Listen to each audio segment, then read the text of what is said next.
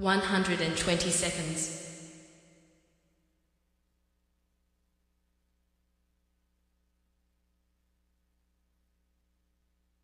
110 seconds.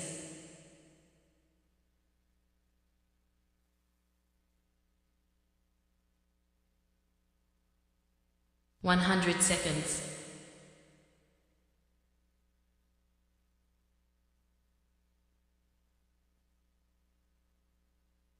90 seconds.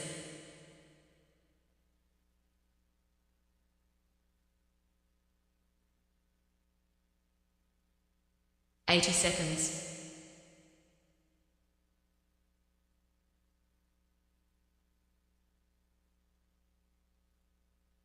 70 seconds.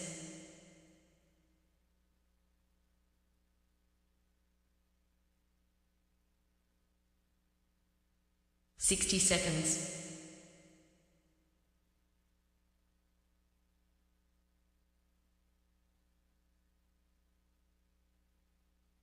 50 seconds.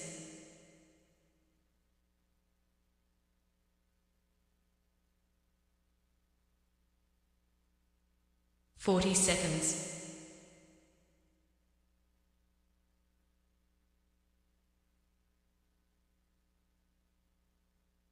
30 seconds.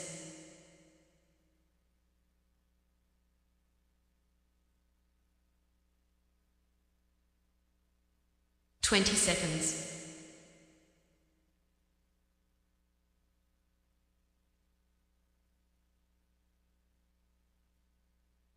10 seconds.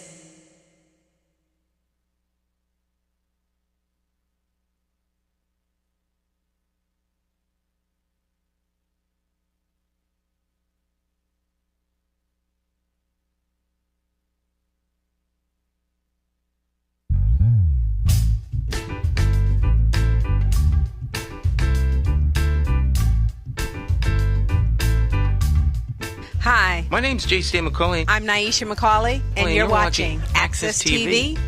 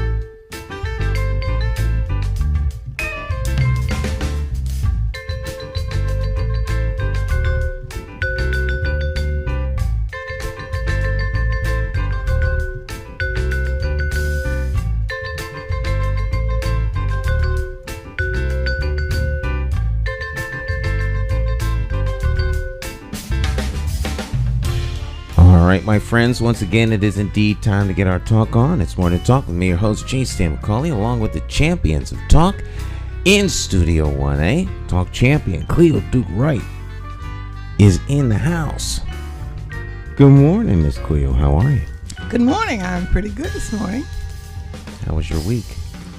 My week was like it always is, pretty busy, but we get through. We have smiles. We have as good a time as we can.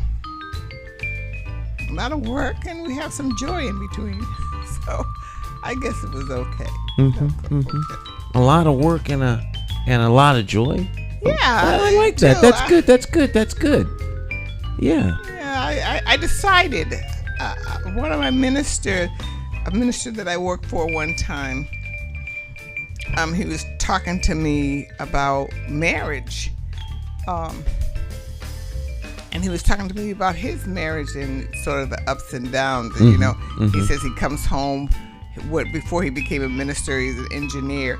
And when he came home, the wife would have all these complaints, and he was supposed to take care of them, with the kids. And he'd be so tired, and she wanted him to do this and that and the other thing. And so he was very frustrated with that.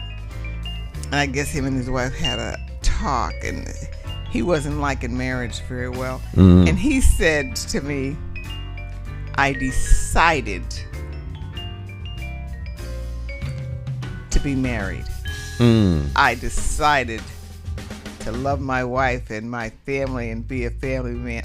That was a decision that I made, So I'm saying I decided, and when to have joy in my week, that's a decision. Mm-hmm. I didn't want it to just happen, because actually things don't just happen. Right. All that stuff that they told us when we were coming up about success, and if you did this and that and you did that, your world would be perfect.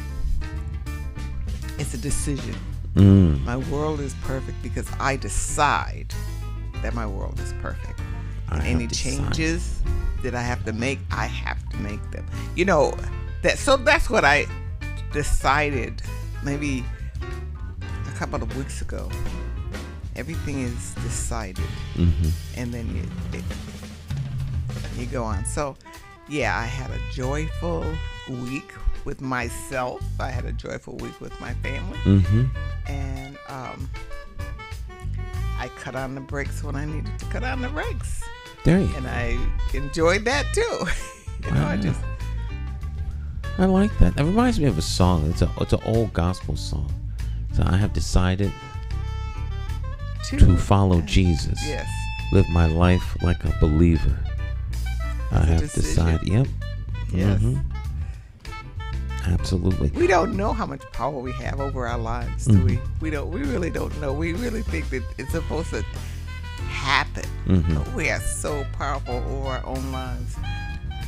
I went out yesterday to check the mail, and the UPS guy was across the street. The truck had pulled up, so he's getting out. She says, "Yes, sir." I said, "How's it going?" He said, "It's going great." I said, "Well, amen." He said, "That's right. It's going really, really good." He's walking across the street, and I says, "Well, you go ahead, brother." He says, "Oh yeah." He was happy and you make a decision. Yes, you am I going to be happy today, or am I going to commiserate?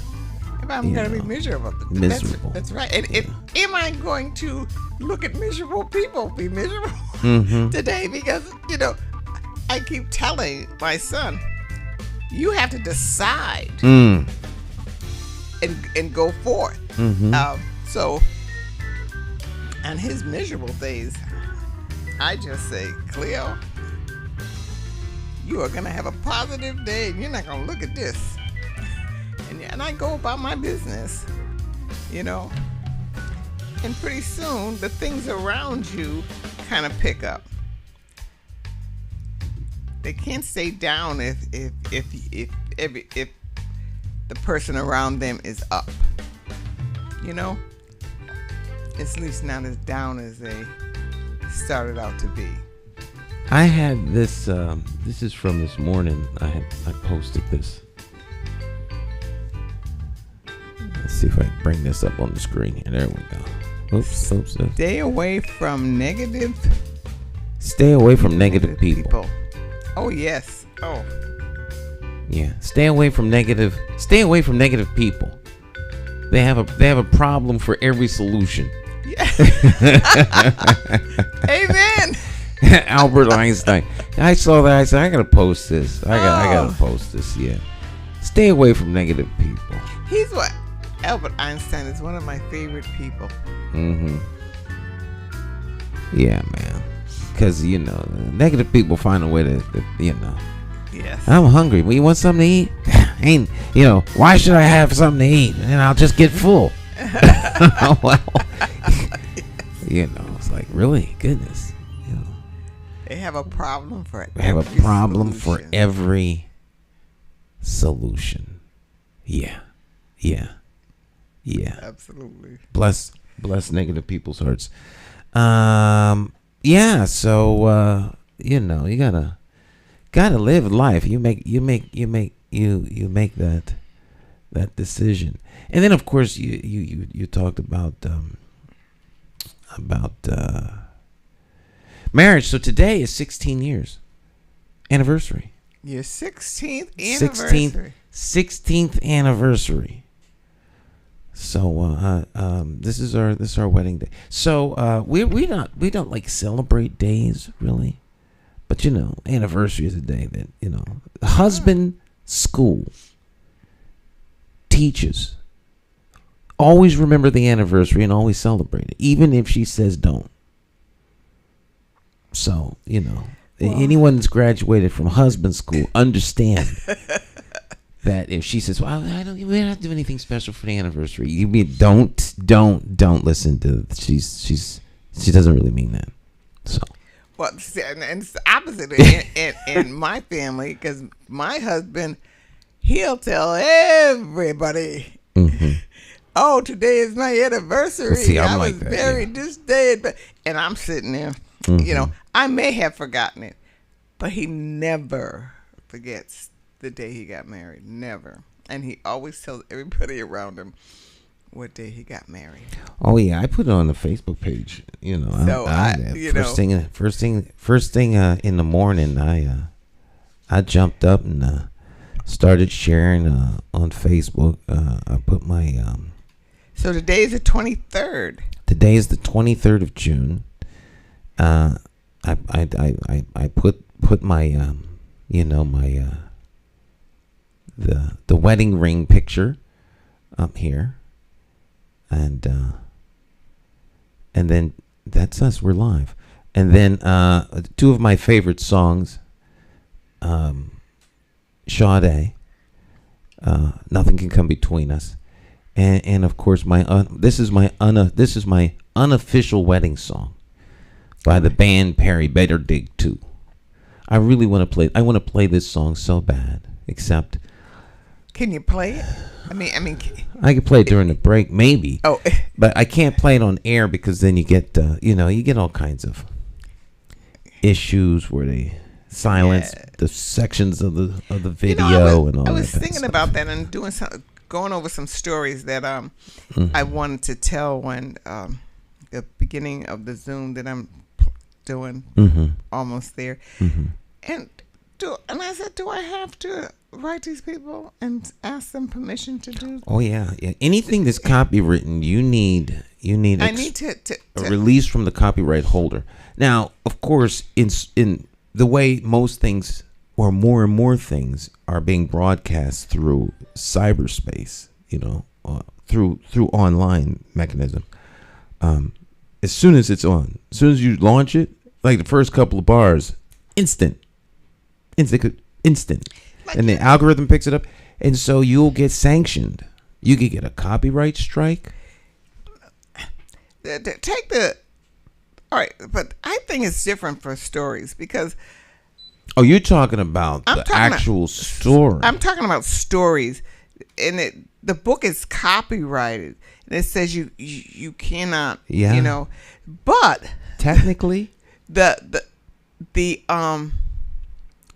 Ugly Duckling does not have a copyright on it. If you're gonna just tell a story of the Ugly Duckling, and you don't do a word for word. Lots of people write stories on the Ugly Duckling and Little Red Riding Hood and a lot of stories. Unless they're I don't understand unless they're original stories that you have created yourself and published. Why would there be a copyright on the Ugly Duckling? Well, someone wrote whoever authors a work owns the rights to that copy. They own rights to the work. So they own rights to how they told the story, but they don't own rights to the story because the story doesn't have any. It's too old. Well, I don't know. There's a copyright lasts for several years. I think it's 75 years. I'm not positive about that. But these are not the original writers. They're writing a story. Well, do you know what I'm saying? Yeah, honest variations of the story that I guess would qualify as an original adaptation or original version. That then is usually a copyrighted piece. You would have to do a word for word in order for someone to say you shouldn't have told that story like that. You would have to do a word for word on their version of the ugly duckling or whatever. I could tell Little Red Riding Hood any way I want. Well, I of course I'm not an attorney. We should invite. I'm gonna talk to Jonathan, see if we can't get somebody, a copyright attorney in here. I don't mean copyright, an entertainment attorney, entertainment law. There's one here in in Connecticut that's rather renowned, and talk about that. I know that Disney annually sues entities that use the Disney characters, like on the walls of their. There's been daycare centers that have been sued because daycare center, they put Mickey Mouse up, Donald Duck, all of the different Disney characters on the wall, and they will sue them, serve them with a cease and desist order because those are trademark protected characters, and you can't use them, and if you don't do that, you'll lose control of them. So if you write a script for something, if you write a song, if you write a book, that work is protected so that you as the copyright owner can ultimately profit from your work. Right. So that someone else is not doing that. Plays, people do plays like school plays. Mm-hmm. You have to get permission for that. Even songs that are sung, you got the little song guy, he's playing his guitar, or someone's playing a piano in a bar somewhere, and you would think, what's the big deal? Well, it's not a big deal until the guy who wrote the song happened to stop by that bar on his way to Kentucky, and he's upset about something, and he hears you playing his song, and he could sue you.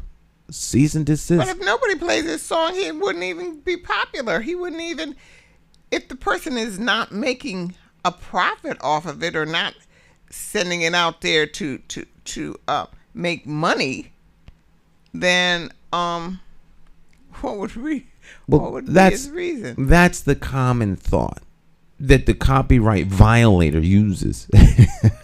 Well, I mean, I'm helping to spread his music out there, and without that, who would know? I know we pay an annual fee, accesstv.org, aka J. Stan McCauley. We pay an annual fee for all of the music we play. And all of the music you hear on our program, background music, all of those things are we have permission. I have permission to use Jay Hogarth's music. Any songs you see on our network, we pay for that background music. On YouTube, if you don't, you can get a copyright strike. 3 of them, and you're banned from YouTube for life. For life. We have 1 copyright strike. It was because of a guest that we had on, and the woman talked about a subject that is not, it was a political subject, and she talked about it, and 4 months later we got a warning. The first one's a warning, but so technically we have 1 copyright strike, and and so it's a warning. The next one, you lose privileges for like a week, and then it's 2 weeks, and then after that you're done. You're done. And then Facebook, if you if you violate Facebook's rules, you log on to your stuff, it's just gone. It's gone. So there's a lot to this. Right. Because you're using someone else's platform. It's a mutually beneficial relationship. You benefit, they benefit, but it is their platform. Make no mistake about it. And if you don't play by their rules, they don't have to grant you access to the system. So there are copyright laws for the people who create music. So like exceedingly good friend of mine, Ronnie Song, I'll generally drop names, but is a Grammy Award winning record producer, and he eats by making music. And so all of the people in the music industry, television, radio, all of these people who are creators of artistic content make their money from their art. So if you would write a story like the story about that you always tell, it's the girl. Oh, the beautiful girl that married a fish. No. It's your story. It's a story that you tell all the time. Juba. No. That's like about a girl or somebody. You tell it often, and your family's heard it from when you were little and you've always told this story. I can't think of the name of it, but it's yours. It's totally original. And if you were to go to a festival. Oh, okay. If you were to go to a festival and someone was telling that story, you'd be like, oh, wait, hold up now. That's my story. He's simply telling my story. Now you're waiting to see if he gives you credit for the story. Because people have taken music straight out and taken bars from it, taken the music. You need permission to do that and write a whole new song around it. And they've been taken to court and have lost. Had to compensate the actual owner millions of dollars. Okay. So it's taken very seriously. The circle of people affected may be tiny compared to the whole, but that tiny circle, that's how they make their money. That's how they eat. That's how they feed their families. So, yeah. Okay. That's why I won't make people will say, "Can you make a copy of this song for me?" And I always tell them, no. I just need you to make a no. I won't do that. All right. Take the King James version of the Bible and any other. That is the only one that doesn't have copyright, right? The New Standard Version, the NIV, the NIV is absolutely copywritten. Yes. In fact, I'm looking around for because I use on Light Source Victory Television, which we haven't done a production of since the beginning of the year. But I use a program called the Online Bible. And the Online Bible has, I think, like 27, probably about 30 by now. But I know there's like 27 different versions or translations of Scripture. We have the NIV that we use, the New International Version, the New Living Translation. It's the one I use on the air. But the New Living Translation, we had to pay an additional fee to download that version because it's a copyright fee. So they can't put that in the software without paying a fee for every one that's used. And it tells you right there on the receipt, copyright fee. This is an added extra for copyright fees because the platform is pretty much free. King James is free. I think all the other ones though, they have copyrights. Now you could get into some sort of I think you could wage a really good theological and ethical and moral whatever debate as to whether or not it is correct to copyright the word. I think that's atrocious, but I don't make the laws. I think that if anything should be free, it should be anything Bible. So, but that's me. I told a biblical story. Mm-hmm. I just, I've read several versions. Mm-hmm. I've mapped out how I want to tell this story, mm-hmm. and I tell the story. Mm-hmm. Well, my way. Mm-hmm. Is there a copyright? My way. I once again would have to defer to a legal mind on that. To me, I don't necessarily see a problem, but legally and technically, if it's someone else's story, it's a biblical story, so that's not someone else's story. It's our story, so it's a biblical story. So someone cannot claim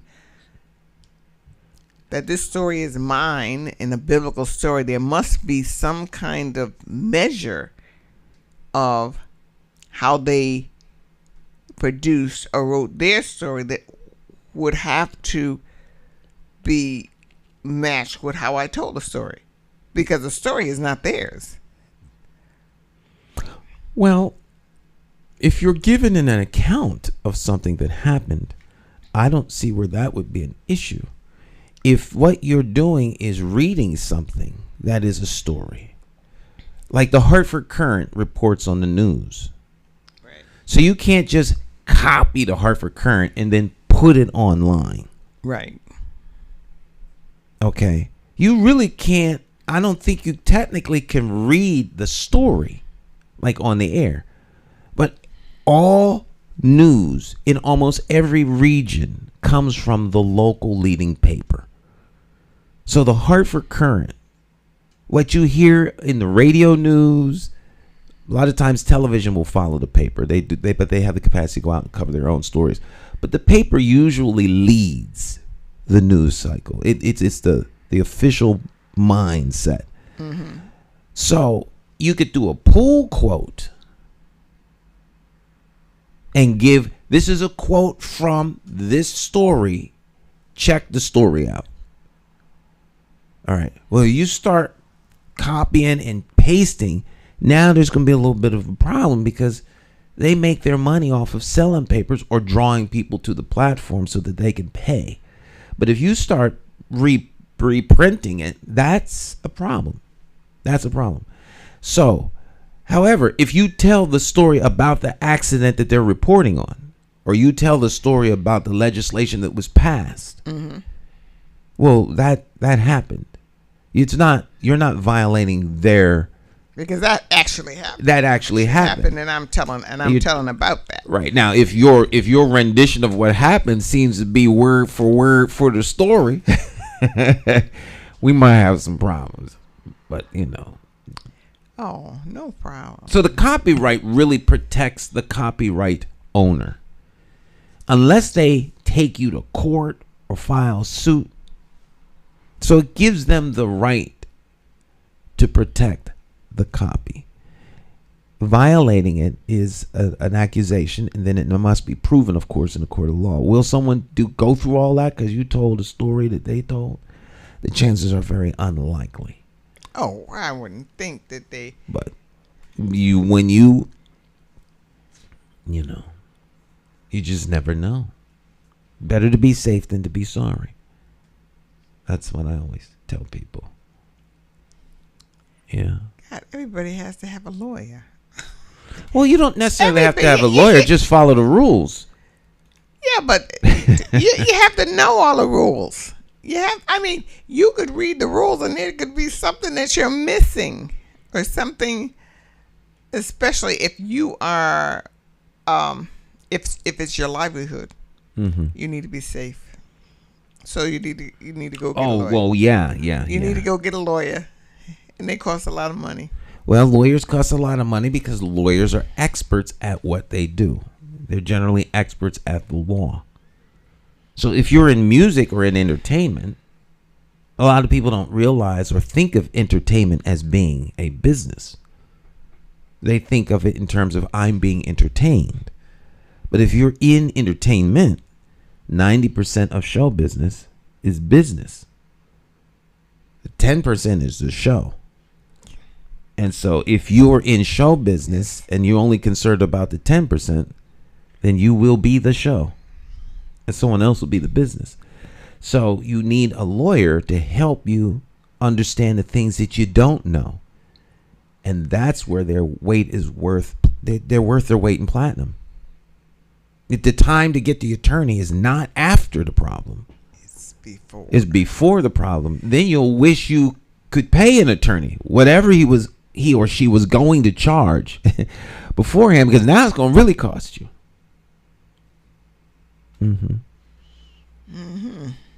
Just like the current administration here in Hartford. People didn't think it was going to cost them, but as they exit, they might leave Hartford with a $90 million debt. So you count the cost before, not after. It's too late after. Got that. Yeah, count the cost. You got to count the cost after. Well, let's take a short break and then we'll be back. We'll do a little what we call shameless self-hype. Shh. That's what we used to call on the radio, shameless self-hype. Stick and stay. We'll be right back. Morning Talk. Connecticut, I'm talking to you. I'm Corrine Blake, resident of Asylum Hill, and if I were the mayor of Hartford, I'd make sure that everyone in the education system knew about the community in which they work, the city in which they work. Because once you know about it, you begin to value the city and you begin to serve in that fashion. I'm really very passionate about education. I'm an early childhood educator, and so I wouldn't be doing any playing around with programming and getting help to the people who work in these areas. It has to be focused, well formatted, and supported. So that's like my biggest thing, because as my mother taught us many years ago in Jamaica, once you have education, that's one thing no man can take away from you. You may lose your money, you may lose your property, but once you are well educated, no one can take that from you. And if you have that, then we can build a viable city. Thank you. Look at your city, stop, take a look around.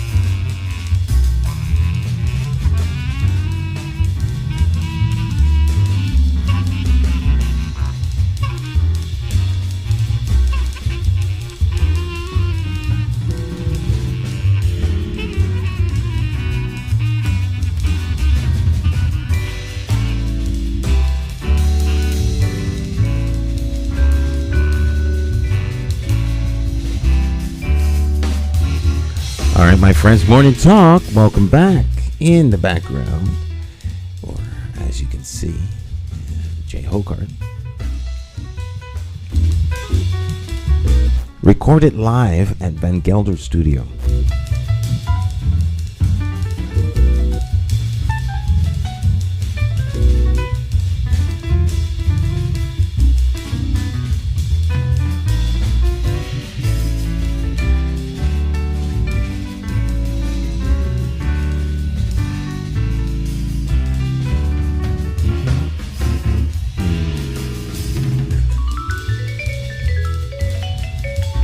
Amazing.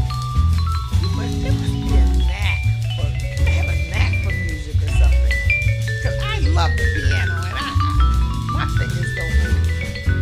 I guess you gotta keep practicing.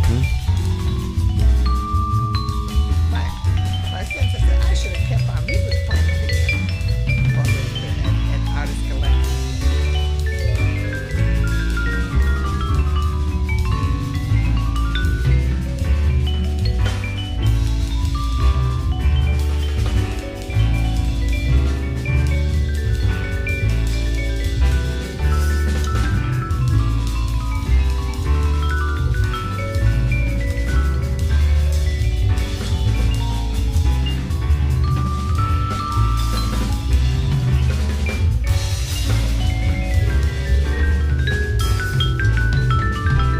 Mesmerizing. All right. Well, needless to say, I could sit and watch this all day, and I can't play music sometimes because I won't get anything done. I just stop. I start listening to me. It's like ear candy. Oh, that's I'm the same way about books. Oh, let me read this. Oh goodness! Next thing you know, 2-3 hours. Matter of fact, it happened yesterday. I was sitting down, and I was trying to give away some books. That is so hard for me to do. Give away books and send them to some place. But I have 2 boxes of them that I put together. But it took me hours because I kept sitting down and reading, and I'd go do something. I said, no, I need to go and like clean the bathroom. I started cleaning the bathroom, and then I'd find a book, and I'd sit down for an hour and read before I could find the bathroom. I did finally finish the bathroom by night, but it was a long haul. So I understand when you say music. Yeah. When you talk about your love of music. Yeah, it's yeah. Oh no one's getting this book. Oh no, I can't get that book get to that anybody. I away. gotta have to get that book to a special person. Somebody who's gonna love it. Oh goodness. I pulled out the book Bud Not Buddy. It was a popular book at one time. And I sat down and I started reading because it took me so long to find that book, and I sat there and read it for about an hour. About a young boy that had to go to foster care. Pull your mic up. Oh, there you go. There we go. a young boy that had to go to foster care, and his way of coping, and it was so I'm reading it. I said I didn't read this book before, but it was so popular at one time that I couldn't get it. I couldn't even find it. Now I have 2 copies of it. So you expect me to throw that book, into the pile of giveaways? I don't think so. I don't think I'm going to do that yet. I may do it someday, but not yet. I'd love to read it on the air, but just like you said, it has copyright, so I think you could read a story, as a storyteller. But to answer the question technically, but I don't think most authors would have a problem with you reading the story. a story. But But there's so many stories. And this one book, I really, it's teaches kids about morals and integrity and virtues. The book on children's virtues. And that's one of the books that the Ugly Duckling was in. And I could tell a story that the Ugly Duckling, but behind it has a little message for the children, which I think is very good, and I would like to read that. But I saw the copyright thing, but it said just they will not give it to anyone who's trying to make money. It said right there. Right. And that's generally the rule. If you are going to read a story, I mean, it's clear that you're reading to a group of kids, and maybe they'll go out and buy a book. It's different if you're trying to republish it. You printing off rogue copies of it and handing them out to the kids. Now that might be a problem. Or making, mimeograph. Now there's a term you haven't heard in a long time, a mimeograph. I'm dating myself, Photocopy. Let's bring it at least up to photocopy.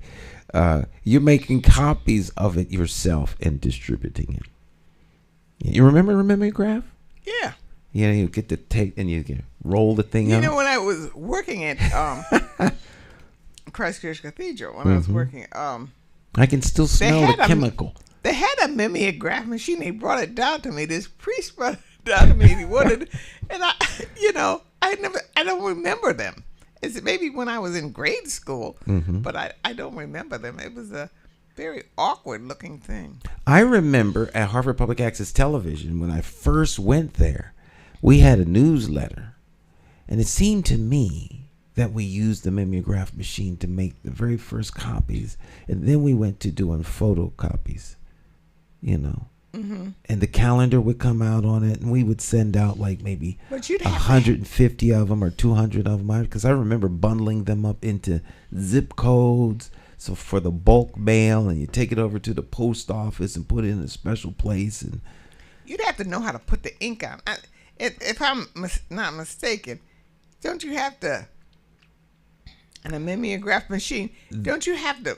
There's kind of like this ink, but it's like a bottle, as I recall. A bottle, okay. It went kind of like into the side of the unit. Because it doesn't always come out evenly. No, and you have a stencil. It's like like a big. Right. And the ink wasn't black. It was like a purplish or blue or something like that. It was weird. And you would crank it, and the faster you crank it, the more it would come out. And then, of course, they had the kind of electronic one. I'm sure there's some video of mimeograph machines. And, I was reading how time goes on, and it was it was called, this book, Messy Spirituality, but he was saying you can't just stay still and you want it to be just this way, just the way you had it, and you change with everything else. You have to, you change as things go on. It's not the same. And he was talking about some churches who, stuck in the mud. But throughout all of history, and he goes back to biblical times when things were changing, and as they changed, the people had to change, and so do we. We have, if we have to do it differently, we do it differently. It's not the purpose may be the same, but the way we do things and the way we put things together are not the same. And if you want to be stuck in there, you leave out a lot of people who are different, a lot of people that some churches or people do not accept anymore, because I think you die a slow, painful death. You cease to be relevant and functional, and so people just don't come anymore. or as they say, a lot of churches die of old age because the young stop coming, and the steadfast, the mind that refuses to see beyond right here is what takes over. And before long, they dwindle down to nothing, and they become unsustainable, and they cease to be. And they don't. Yeah. And so, times change, people change. Once upon a time, the idea of having an electric instrument in the church was blasphemy. That is nothing but the devil. Yes, and we sort of go along, and it's a really easy, nice book to read, Messy Spirituality. I'm going to bring it to you. Okay. And how Jesus did things, Well, he was pretty radical. He always went to the messy people. Yeah. He went to the people, the outcasts and the poor, and he didn't go up to the professional people. He went to the people. He went the people that needed the help the most and were looking for ways to receive help. That's right. It's like going a lot of times what churches become, they become cruise ships for the rescued. And then they forget why they were ever out to sea. At one time they were in the water drowning, hoping that someone would come by and help them. And then once they got helped and got on board the ship, every time they go to sea, they want a better ship, a safer ship. Before long, they wind up on this luxury liner. And there are people in the water drowning, and they're like, oh, don't stop, they'll get the ship wet. And they lose sight. It can happen so easily and so simply. It's like when working in the soup kitchen, taking the participant who came into lunch every day, taking him as a volunteer and working in the kitchen with me and serving and being a part of all the decisions really that's we make. Then him going to the kitchen door, looking out at the people who come to lunch and say something like, he doesn't even work. She sold this and she, my ears were burning. I would get so furious. I said, what are you talking about? Weren't you there last week? Weren't you sitting in those seats last week? So that quickly, you could become better than. Yeah, they lose sight of the mission. That happens to a lot of times people who do community work. Unfortunately, they lose sight. So the very people who should be fighting for bettering the community look at the fight that they're in as an opportunity to profit from helping the community get better. To then they become the very instrument or the very entity that they once were fighting against, they have now become. So the oppressed generally wind up being the oppressors. How when I went into work with the homeless, I always had this picture in my mind of when I was younger, and we went over to Bergdorf Clinic. The women would get together, and all of us children, I don't know, we were going to see the doctor or the dentist or something. They went in groups, and they'd get on a bus. And I never liked how my mother was spoken to. I did not like the feeling I had when I went into that place. And when I started working in the soup kitchen, I called it I started calling it the state disease. I called it the state disease.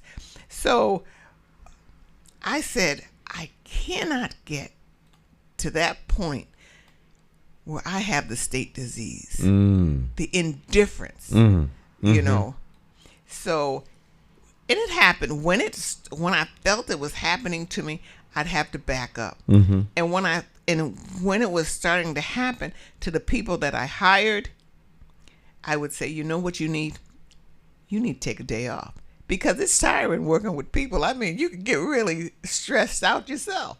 So I would give people the day off, or I said, go sit down in that corner someplace, something to get you away from it immediately. Like when my pocketbooks were stolen. Twice, my Bible, my pocketbooks were stolen. And I was furious, and just a one lone voice saying, but Cleo, all of us didn't steal just one person stole your pocketbook, and they're not here.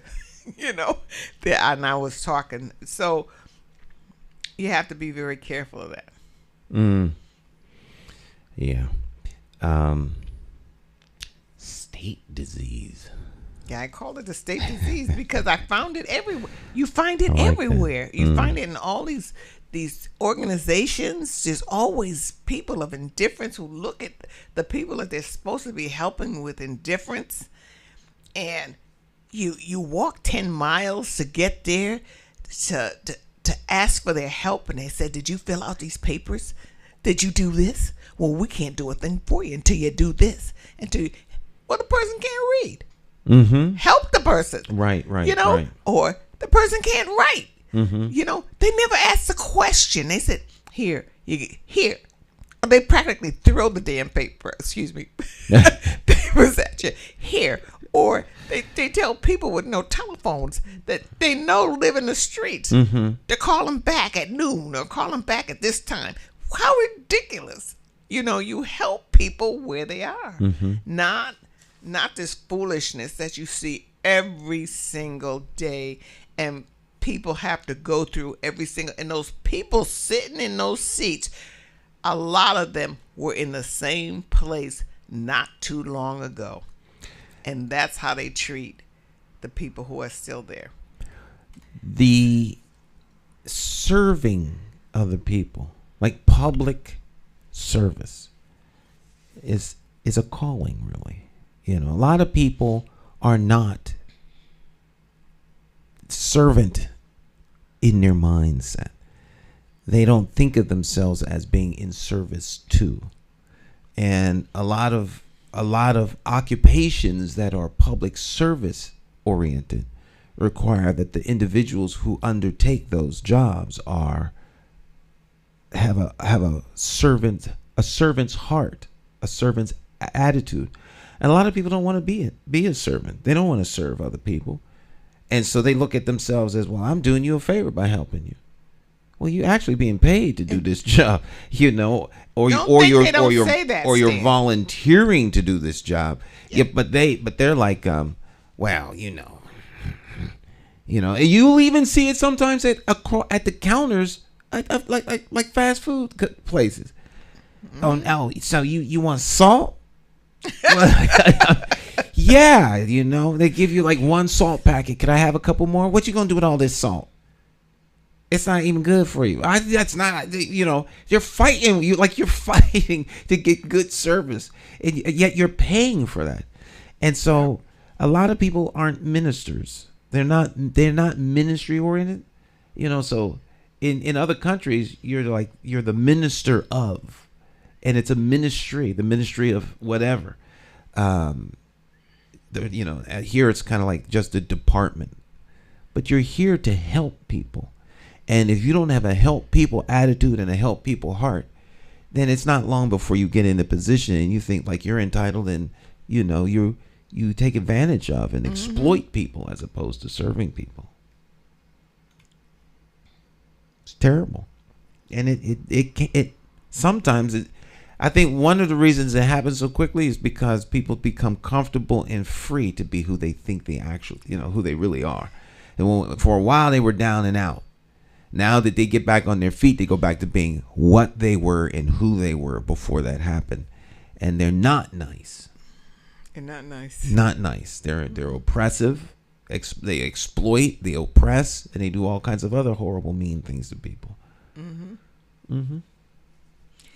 And what could prevent that, or at least not it not being so bad, is the management.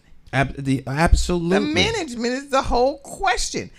You get the people in line. Yes. And what they're supposed to do. But if the management is not listening, if the management is not paying attention to attitudes, then it goes amok.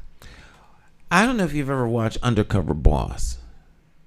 You ever watch that? Yes. I have. love Undercover Boss. Some of them are exceptional. There was a fast food chain, and the guy went in and he became like the newbie, and he shut the store down in the middle of the first. He just shut the store. It really is. I'm getting a little emotional. I could cry about thinking about the episode. He was so taken back by the way the manager was treating the employees. He says, you know what, we're gonna stop this right now. He shut it down. But it turned out that the manager just wasn't trained right. And so, ultimately it all rolls uphill to him. And, he took full responsibility, sent him off to training. He gave, how the Undercover Boss really gave the people money to get this, money to get that. But a lot of times management becomes detached from the means by which people receive the services, because they're so busy counting money or production, this, that, and the third, and they miss the middle ground. But you have to be, as a manager, that's part of your job, making sure that the customers are served right, that the management operates right, that the staff has the tools that they need. This is not rocket science. No. And the thing is, which is not your job, and you're probably not paid for, but you got to take care of your staff. Yeah. You have to take care of your staff. Your staff has to be comfortable in coming in. Your staff has to be comfortable to coming to you and telling you what maybe their problem is that is not a part of the job, but what is causing them to be like they are on their job. They should be comfortable in telling. You got to be all things to all people. When you're that middle management, you're taking care of these people and you're trying to make sure these people are satisfied too. Well, have a good work experience, and a good work atmosphere. Yeah. I was always taught, never work someplace, and I've never worked any place like that either. Never. Never work somewhere that if they fire you, you wouldn't go back and volunteer the next day. If you work somewhere like that, if that's your attitude at work, then you'll, once again, never work a day in your life because it's a job that you love. So I've never been long-term employed somewhere that I didn't want to be. And short-term employments of someplace I didn't want to be, I quit. Don't work anywhere where you're going to be unhappy and make everyone around you unhappy, because you turn into that miserable guy that we were talking about earlier. The Debbie Downer, or the negative person that every time someone comes up with a solution, you can find a problem for it. So be happy on your job, but part of management's job is to make sure that the work environment is encouraging. Yes. That the staff feels encouraged, that the staff has the tools they need to do the job, and that it's not responsibility of the staff to find something to do, because you'll get a lot of managers who say that. Well, you know what you should be doing. Go find something. And so you go around. That's not the employee's job. No. It's not the employee's job to self-assign work. That's management's job. And make sure that they have the tools they need, and that they're not overwhelmed. A lot of times people won't report that they're working over the expectations. They'll over-deliver, which is always nice to have staff and employees that want to over-deliver. But if they're over delivering, that means they're overextending, and chances are you might need to bring on more staff. But if you don't know that, then you think that's the level of work everybody should be doing when they're really doing actual work. A lot of times people will take work home and do the work. You should not take work home. Work should be done at work. If you're taking work home, then you're doing more work than management realizes. So you need more staff, but they don't know that because they don't know that you're doing,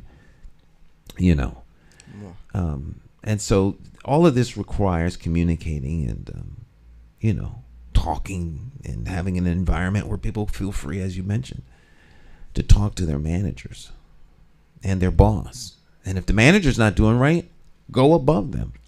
There, how it is. They put a person in management that has absolutely no experience, no life experience, maybe they have a degree or something, but they have no life experience. So they don't know how to manage. And they're not very well trained. And they say, which was said to me, oh, but he has a master's, or she's got a degree, or he's got a degree. I said, really, they come down. Maybe I wasn't very nice to him. I don't know. God will tell me when it's time. Come down and have this person with absolutely no experience and expect them, because they too scared to come down. That's what I thought. I don't, maybe not. Came down to supervise someone who has been there and been supervising for years and expecting, because they have a degree. But they don't tell a person who's supervising, this poor person is supposed to just go in there and do it. You know they're going to catch hell, right? Go in there and do it. And until one day they cry. And I said, what's the matter? And they said, well, I'm supposed to do this, and they told me to do this, and they do. And I said, really? Really? Well, I said, let me tell you. If I don't say it could be done here, it's not going to be done. I don't know what else to tell you. So I had to go up and tell the higher management that. And of course, eventually, they got rid of me. Eventually, but at that particular time, how do you do that? You got 100 people who look to you for things, and this person's going to come up and says, well, you're supposed to do this, and I'm looking at him, so what are you talking about? So we had to get that straight. But you don't let someone become an intricate part of something, if you're management, an intricate part of something where if you take them out, it will be really noticed and things will start changing. You don't let them get to that point. Right. If you don't want them to be the boss, don't give them that role. Don't disappear and say, okay, you do it. And then when things get halfway decent, say, oh, but that person has this and that person has this. And at this point, nobody can supervise you in that space. Not only because you don't want them to, but you got a whole bunch of people who are not going to let them either. So how do you do that? How do you let a person get that far and then kind of pull them back and say, here's a person with this and here's a person with that? Well, with me, it never, ever worked. Those people disappeared. And one person, I don't know why they cried. This person cried. he said he cried. He said he went to management told me he went to them and he was crying. He said, Cleo made me cry. I don't know what I did to make him cry. I have no idea what I did to make him cry. But he stayed my boss, but he stayed at a distance, and he wasn't really my boss. I was still always the boss. I was still always the boss with a boss, you know. And they one by one, they disappeared because they didn't have a relationship with the people, and some of them were afraid of the people, and people got fired because they didn't handle a situation before it got to a point where people were threatening or someone wanted to, you know. And, you know, I would come back and I would say, why didn't you handle this? Why did it get to this point? But nobody answered me. They just gave me an appointment to see the director. After a while, they gave me a appointment to see the director. And so they let me go after 17 years or 16 and a half years or something like that. But I'm probably needed to. But you can't let people get that far and then pull them back when you still need them there to do all the things that's not fair. That's just not fair. Right. So management is very important, and they should be well trained in people, right? Well supported, and right. All of that requires communication, and unfortunately, a lot of places they just don't communicate very well. Stick and stay. We'll be right back. Morning Talk.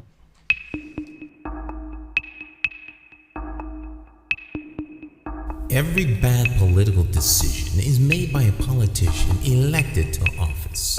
So if you think your vote doesn't matter, just remember this. There are people sitting with politicians in a back room making deals about your future, making policies about your children, making decisions about your neighborhood. To them, you are just a vote. You are not their cause. You are just a vote. Elections have consequences, and if you don't vote, you are actually voting to keep these people in power to work against you.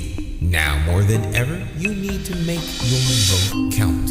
It's time to clear the air and vote for a mayor that is unbought, unbossed, trusted, and accountable to you, the constituent. My name is J. Stan McCauley, and I am an independent thinker, and I approve this message. I'm asking you for your vote on Tuesday, September the 12th, 2023, in the Democratic Party primary election for mayor of the city of Hartford. For more information, visit McCauleyformayor.com. Have the courage to vote your conscience and vote for the name you trust and know. Vote J. Stan McCauley for mayor.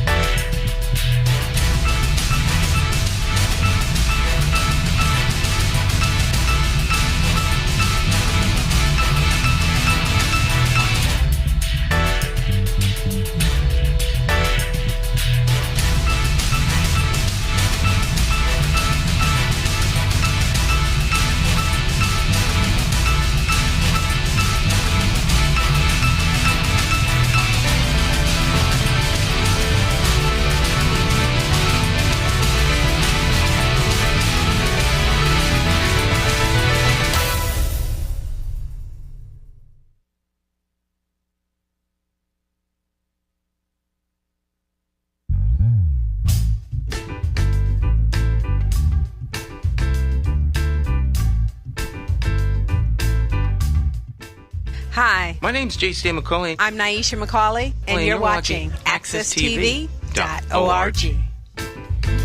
All right, welcome back. Morning Talk. Your host, J. Stan McCauley, along with Cleo Duke-Wright, talk champion. Today, want to remind you, every day at 8 a.m. p.m.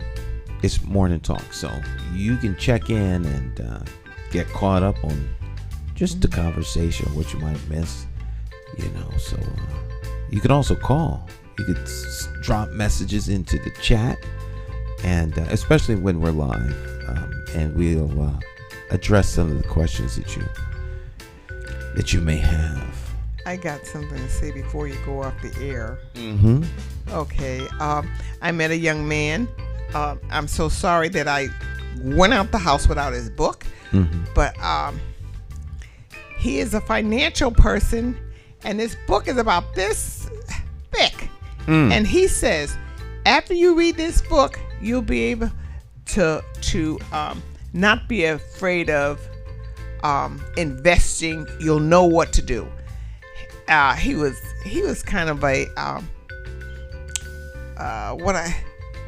he interested me, and I said I could do this because I don't like to read about the stock market and those little numbers in the paper, and I that is like the most boring thing in the world to me. And I never thought that I could invest anything on my own, but he loves this, and he was talking to me, and he brought me his book, and I said, okay, you want to explain it? You can explain it on the morning show with Stan.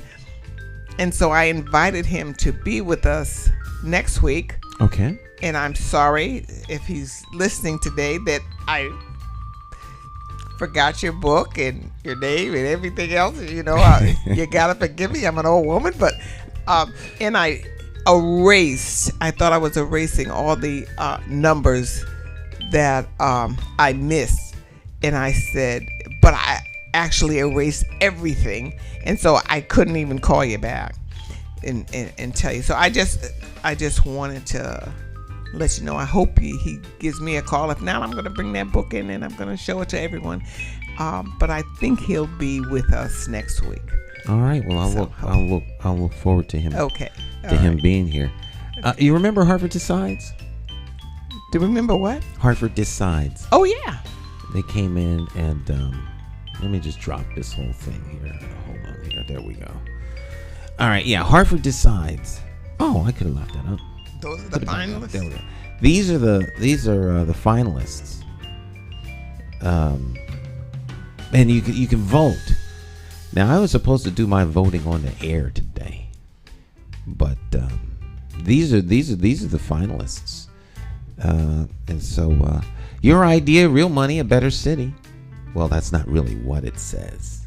It says your idea plus real money equal a better city. Promoting participatory budgeting in the city of Hartford. Vote in English, votar. I guess that's how that's pronounced. In Espanol. Vote for your favorite 2023 ideas.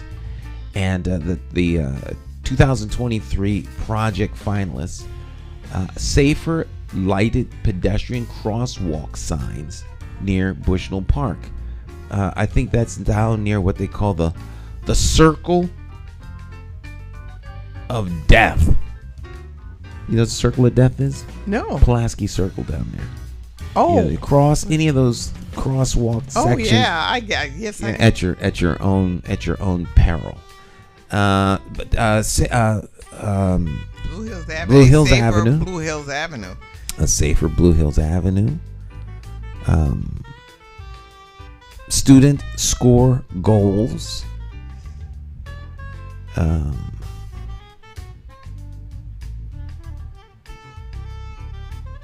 What's that one? Manuela makes art at the square.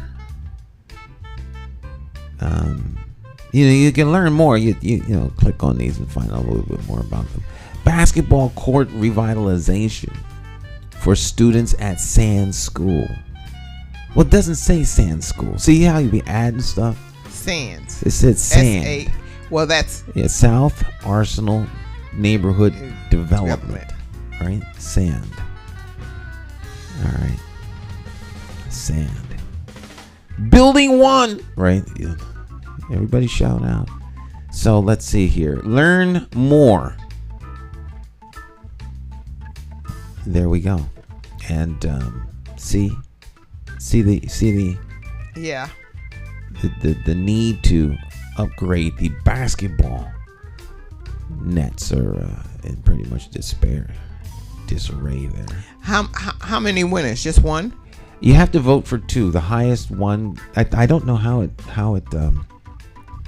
they distribute the funds, but I think maybe the top 3 or top 2. I really don't know.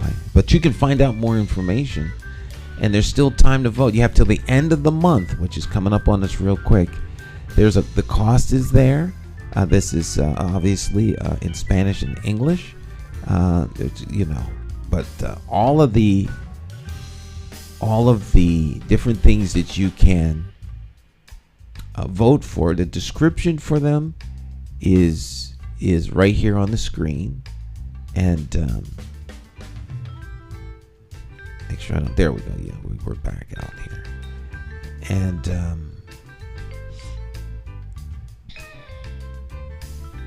learn more. I think this is where's the Bushnell Park roundabout there. Since I live near there, let me learn some more about this. These PDFs got to load up. Yeah. Is this? Yeah, this is Pulaski Circle. That's kind of odd circle. Shouldn't just the city do that just for safety purposes? Well, there are crosswalks here. There are crosswalks here, but I guess they want lighted crosswalks. Where the flashing is. Because there has been a lot of accidents there. Well, you cross here. People come off the highway and they come around here 60 miles an hour. They're trying to do their best to get. And then you come across here, you swing. You do one of those rolling California stops at 30 miles an hour. And then you cut up West Street this way. I know that because I'm the guy that I come home when I'm coming back. But I don't fly through these things. I always give people, I'll stop here for people doing this crosswalk here. I slow down and I stop and I wait because you can see them crossing. But a lot of times people won't stop for them. They just make the people stop. But in Connecticut, as soon as you look like you're getting ready to step off the curb, you stop. You have to stop. That's state law. And so, I encourage pedestrians, walk with your camera out and tape people as you cross. That way they'll know that if they hit you, you have visual evidence. Although that's not a laughing matter, Steve. No, so insensitive. Right? Safer crosswalks near Bushnell Park. And now you had said, isn't this something the city should be thinking about? Well, these are actually capital projects. You just get to decide on where and what what this money is going to be used for out of the capital budget. And this will be $35,000. All you have here right now are 2 stop signs. All right. And so this was brought up at the South Downtown NRZ, the Sodo NRZ, which is my NRZ. Okay, so, and I went to the NRZ meeting. They talked about that. That's why I'm highlighting this particular one. I'm also finding out some more information about it because, this can be a serious issue. Now, I cross here often. I ride my bike here often. And I have to be sensitive to the issue because people have talked about it. So I've never had a problem, but that doesn't mean that there isn't a problem. So my experience doesn't define everyone else's reality. My experience has not been bad here, but clearly other people have had bad experiences at this crosswalk. So you could say, I want public works money to be spent, public public, improvement monies to be spent here. Pedestrian activated flashing crosswalk lights at the entrances and exits of Pulaski Circle with Hudson Street and Elm Street near Bushnell Park. This will make it safer for pedestrians crossing these busy streets where there are only stop and yield signs today. Drivers trying to navigate the confusion of Pulaski Circle often fail to see pedestrians crossing Hudson and Elm. So I can wrap my head around that. Though I have no problem navigating Pulaski Circle. And in my mind, I can't imagine how anyone could or would. But then I travel there all the time for the last 40 years. So by now it should be something that's like at the back of your mind. But my dad, who comes here fairly regularly, always gets lost at Pulaski Circle. It's amazing he doesn't go back on the highway. Really? Really, he winds up going down toward downtown. He's wound up at the Capitol. He's wound up on Elm Street. He's wound up on Hudson Street. I said, Dad, you come around the circle, get off the highway, right? You go, like 30 minutes, like halfway around, and you come to Elm Street.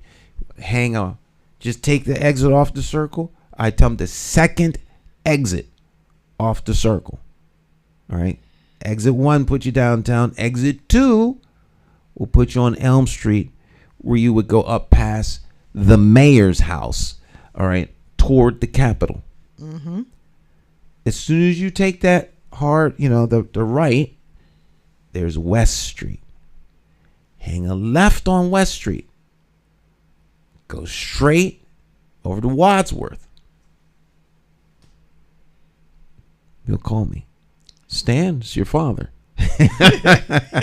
I recognize your voice, Dad. He's 91. He still drives a school bus. He's still driving the school bus. He passes the stress test. He can see everything. He's quite clear about everything. And driving with him is a trip because he drives the legal speed limit all the time, everywhere. Because he doesn't want to get his sanction on his license. So the on ramp, like if you go down, if you get on Pulaski Circle to get to the highway, that whole stretch of highway is only 30 miles an hour. And he drives 30 miles an hour. And nobody else does, because I drive 30 miles an hour and I get people so They are angry. blowing their horns at you. They're going around you. They're upset because to them, that's the highway. But it's not. It's the on ramp. And the speed limit is 30 miles an hour. Even when you get around the curve and you get onto the 84, 91, it's not till you get actually on 91 that you bring your car up to speed. So you drive with him and it's like, you feel like you want to put your foot on top of his foot and speed up a little bit. But he'll call me and say, Stan, it's your father. Yeah, Dad. Yeah. Yes, I'm here, son, but clearly I'm not, because I'm on the phone calling to you for directions. So you're here in Hartford? Yes, but I'm not there. He has a real straight sense of humor. So where are you, Dad? Well, I'm down at the Noble station. Which Noble station? The one near my house? No, the one that's near the way the car is pointing. I see your Capitol. So, Dad, you're all the way down by Broad Street. Yes, the sign says Broad Street, Stan. It's hilarious talking to him. It's like being at a comedy show. So, well, Dad, you went the wrong way. That seems to happen every once in a while when I come up here. I said, I must be going the wrong way, because after I got to the top of the hill, I could see that your house wasn't there, and so it's just. So I can see where people actually get confused, because I have a family member that seems. And so while you're trying to figure out where you're going, you wind up running into somebody. So this could be a legitimate problem. So I'm encouraging you to cast your vote, at least one of them, for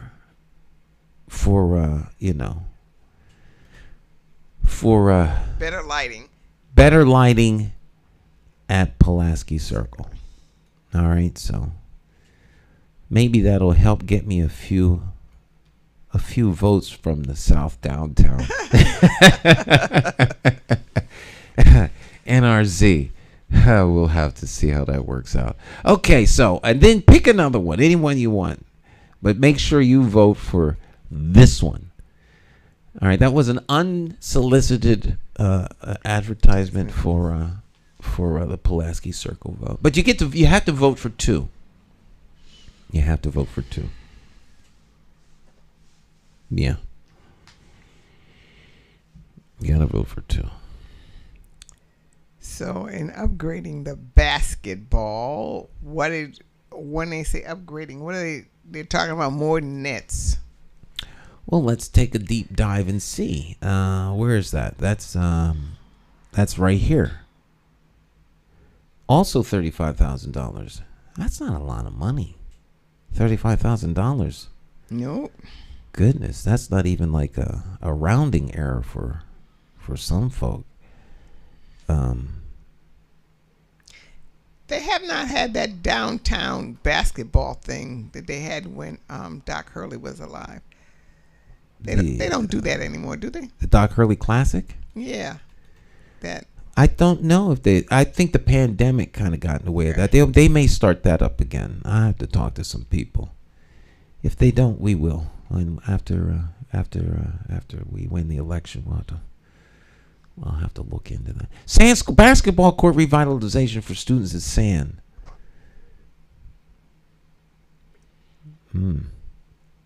Jeez. Yeah, this is something that should be done. These are my two votes. I'm going to vote for these two. Yeah. Sand, SAND. That's the South Arsenal Neighborhood Development Elementary School, located at 1750 Main Street. Who benefits the students and the surrounding community of Sand. The students frequent this basketball court and enjoy using it. Revitalization of the basketball court. Students are and the community at Sand School frequently. That's it. They're gonna revitalize the court. I guess to be more than just buying a net. I guess they'll maybe do a new surface on there and Okay. And other stuff, But with supply chain delays and cost overruns, someone I guess could make the case that replacing the two nets could cost $35,000. Really? It depends on who gets the contract, because this way, the actual net, you might be able to pick up both of them for maybe $60. But the delivery fee, the research, the disparity study to make sure that they put the nets up right. You put the nets up right. Who's gonna get the contract and whether or not we're gonna make because it's just a net. But we're not worried about the nets. It's like, who's gonna get the nets? Who's gonna put them up? And you're gonna do just one person? A lot of people can eat off of that. So you get 2 or 3 people to put the net up. So I got to hold the ladder. So I'm going to supervise the ladder holders. Yep. Are you going to say something about this? What's that? Oh, that's my path. Did you pass these out already? I passed them out last night at the debate. Every person. Let me put some at where I live. Oh, okay. Yeah. We've got thousands of them. Then I'm going to take all of these. You can take. I'll give you. And I'm going to put them on the table. Oh, absolutely. Yeah, that's the path to impact. That was an insert in the Hartford News. So that was in every single Hartford News last week.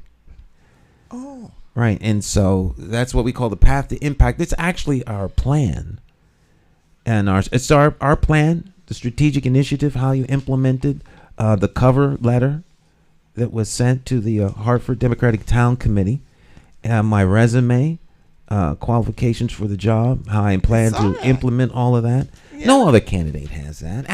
Ask everybody running for office, what is your path to impact? And impact means how are you going to impact the constituent with the things you're doing. There are a lot of people talking all kind of smack about this, that, and the third, but they're disconnected from anything. You have your 5 points right here. The 5-point plan is there. We're getting ready to implement and introduce at an upcoming press conference the sixth plank. I'm talking to you. We introduced our sixth priority, which we will make it a big announcement of later on. That's all set. There'll be a big press conference. Oh yeah, the podium in the hallway. Yes, I saw that. We ordered a special, presidential kind of level podium. It looks professional, not one of those little rinky-dink podiums you see folk trying to keep stable. If you lean on it, falls over. Is that going to be outside? That's going to be outside. Yeah. Okay. Yeah. That has a special transport vehicle too. That doesn't go in the bus. We have a special team of people that carry that podium with white gloves. Make sure it doesn't get scratched. Why, you going to send it back? No. Like a new dress? After I wear it to the ball, I'll take it back to the store. Don't spill anything on this. Is that what you're going to do? No. That podium is going to be the podium I use every time I go someplace to speak publicly that requires a podium. It'll be that podium. What if they already have a podium there? Team will take it down. That's not the mayor's podium. No. He'll bring his own podium. It has sound and everything. It's really high tech.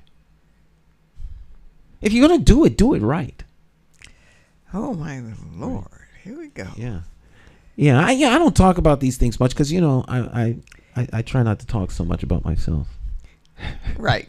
Okay. But you're maybe because I see you more than I see anybody else. But you're the only one I see. And once in a while, I do see Eric on my sort of rounds, and that's all I see. I mean to go to Center Church because that's I told you that's the first place I ever preached and worked. Preached and worked with the homeless. That's the first church I did that with. And the other day I was coming out of my my unit, my apartment, and I was outside and I saw this girl and this woman, and she had earrings in her cheeks and she had her hair, and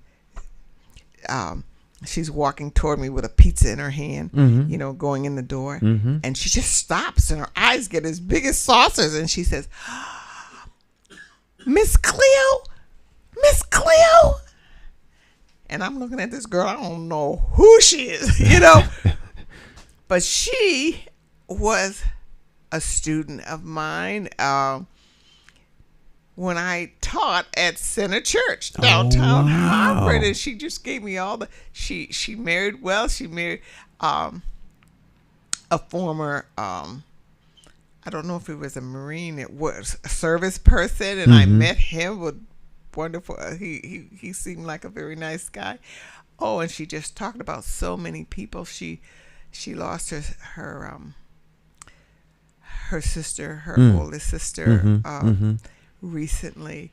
But I looked at her and this, and I just remember she told me about everybody who intermarried and who did this and who did this, because I haven't been to Center Church for a long time, and the camp is still open. And one of the people who was at the who was there, one of the children are still helping still run the camp. You ever been to the Center Church's camp? I have not. No. Oh, it's a wonderful, wonderful place every year.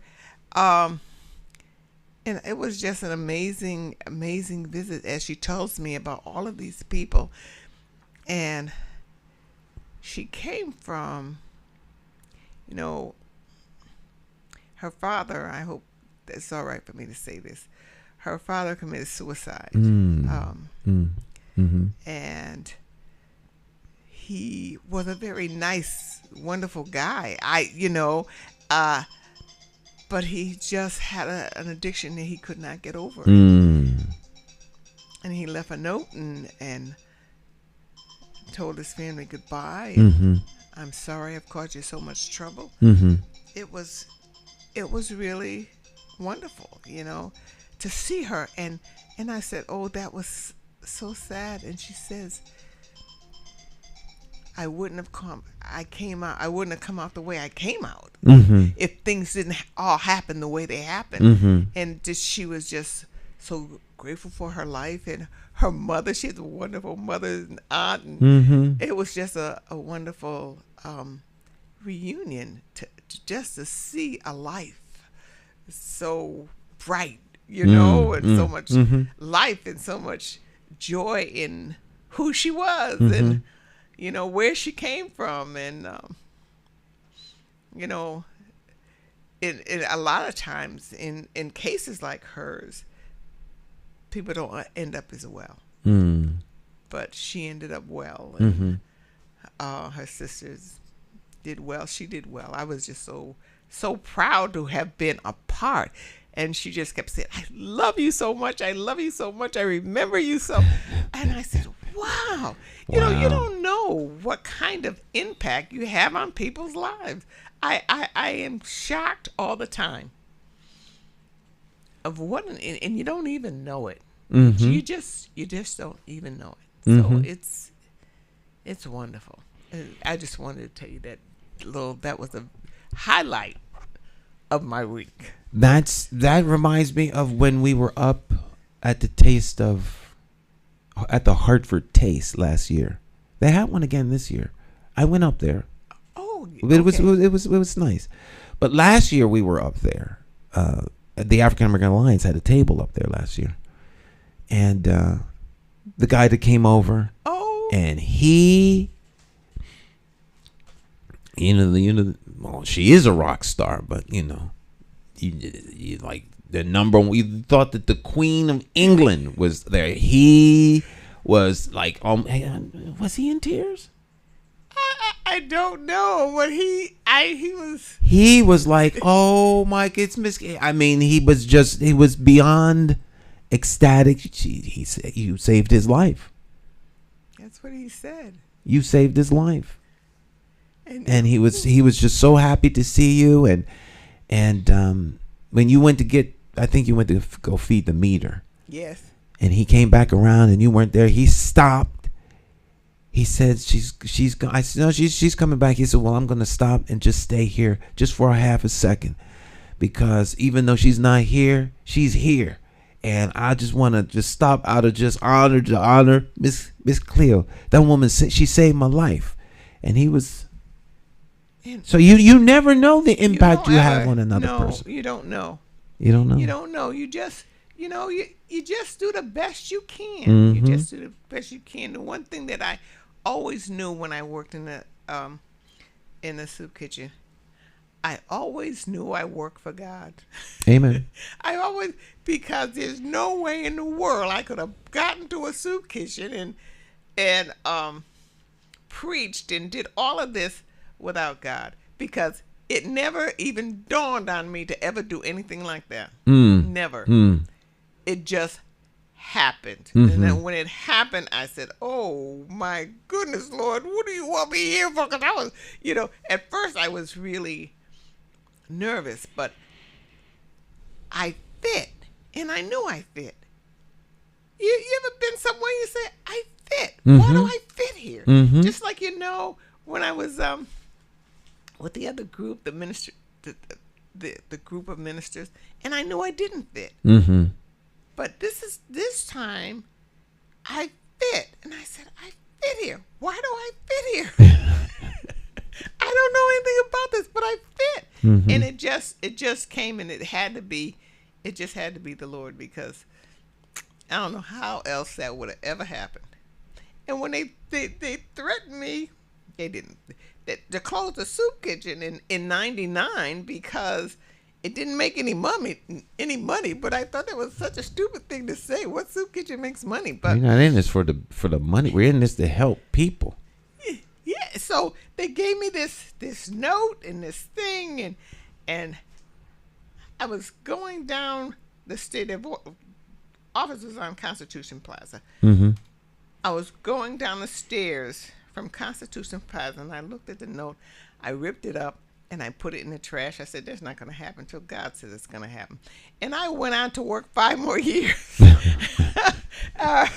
So at that soup kitchen, I guess it took them that long. I don't know. But I knew I was leaving before they told me. Mm-hmm. I knew. Mm-hmm. Lord had already told me, Cleo, you got to go. And I said, nope. I'm going to stay here till I retire. Mm-hmm. He said, Cleo, you got to go. And I kept saying, no, I'm staying till I retire. So the day they called me to go see the director, I said, all right. This is it. This is it. So nothing actually was a surprise to me. Uh-huh. Nothing. And I stayed until the very last day, and didn't have a party or didn't have a farewell, didn't have anything for all those years. And they wanted to take me out to lunch. Uh-huh. I didn't want you to take me out to lunch. You're not taking me out to lunch. So anyway, I guess that was my stubbornness. But So the farewell lunch. the farewell lunch. I didn't want their farewell lunch. So anyway, it was over. Mm-hmm. And I didn't feel it because it was with me for a long time Mm-hmm. that I knew it was coming. Mm-hmm. So I just went on, just like we all have to do. When one thing ends, you just When one door closes, keep on going. you just you go on, don't look back, close the door, and just walk toward the next Yes. opportunity Walk or toward the next one. destination, Yep. because it is absolutely out there. Absolutely. But don't forget to be silent and listen, Mm-hmm. so you'll walk in the right direction. Mm-hmm.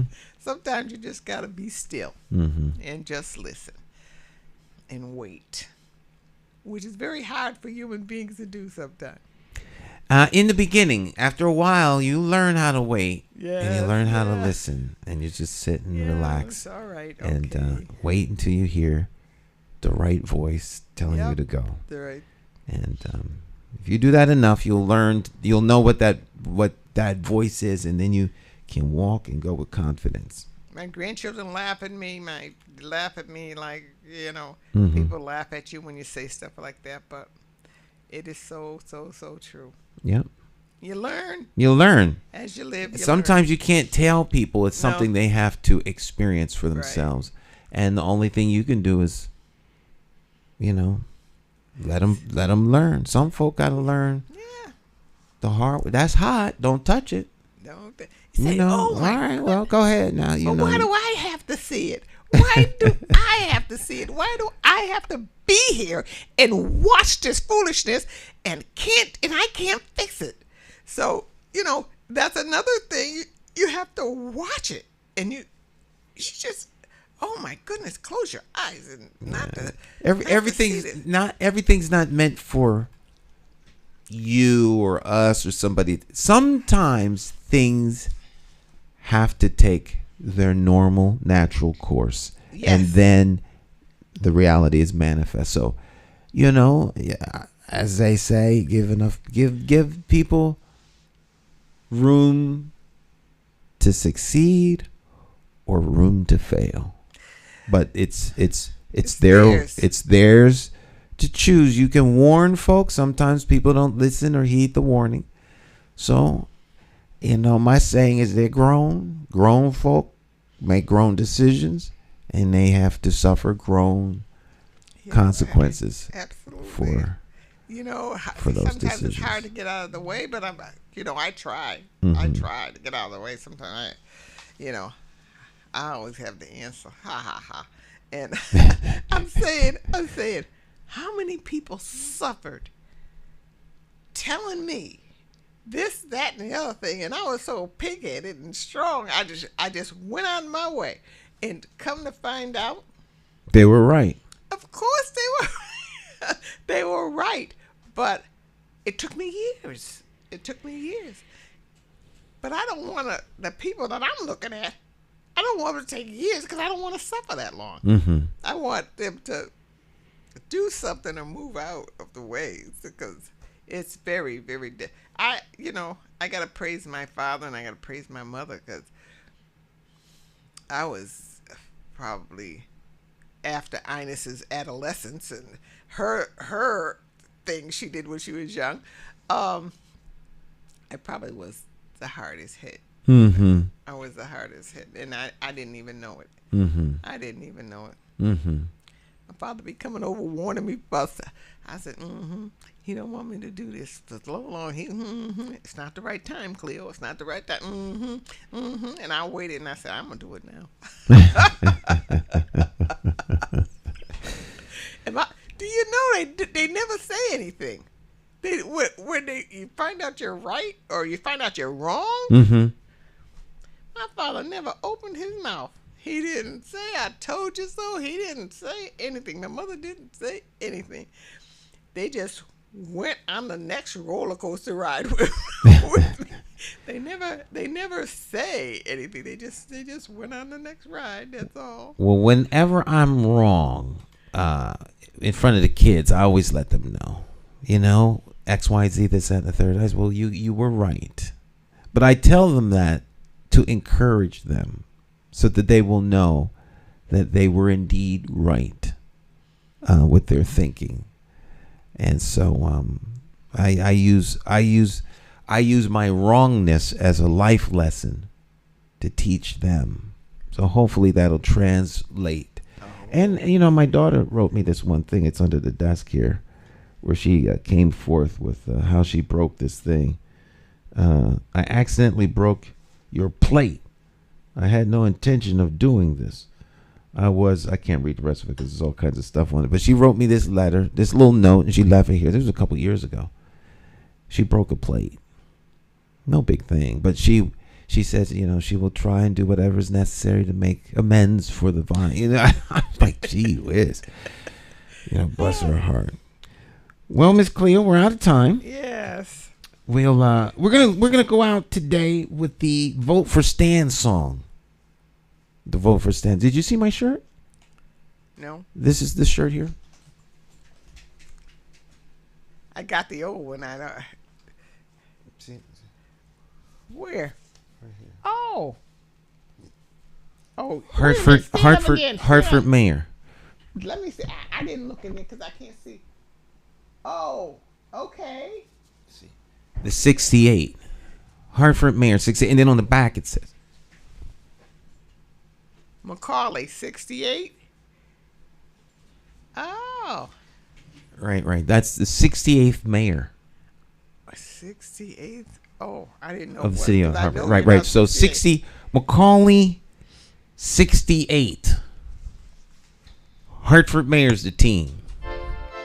All right, my friends, you all have a great rest of your day and a great weekend. All right, bye-bye. Vote for Stan McCauley. It's our time. We gotta rise up and take it back. Vote for Stan McCauley. Vote for Stan. You gotta vote for Stan McCauley. Vote for Stan. Vote for Stan. Oh yeah. It's more than politics than just what your social covers. And it ain't somewhere written down in bold letters. Don't just take my word for it, do your research. Think of your future, look at your bigger picture. Shooting tie, clean up, unity for the righteous. Plotting on action, hands on access. With a light source vision, door to door knocking. Guerrilla style marketing, brainstorm as a collective. Real neighborhood suggestions. Only we know what it is where we living. To make real life decisions. Move on facts, make it manifest back. You gotta vote for Stan McCauley. Vote for Stan. Vote for Stan. Vote for Stan.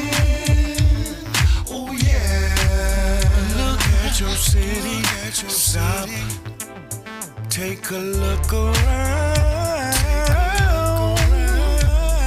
Is opportunity flowing to your house?